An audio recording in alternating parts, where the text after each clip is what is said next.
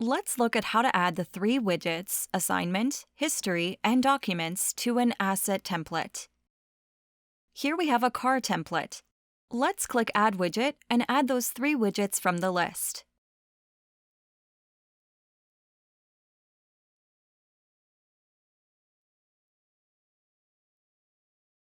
Now let's see what they look like on an actual asset card.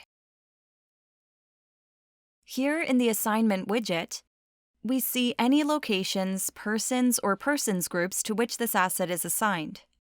It also allows you to edit those assignments. Below, we have the Documents widget, where you'll see any documents that have been uploaded to the asset card. You can upload a new document here. And finally, to the right, we see the History widget, which provides you with an overview of the edits made to this asset, and which you can filter using this button here.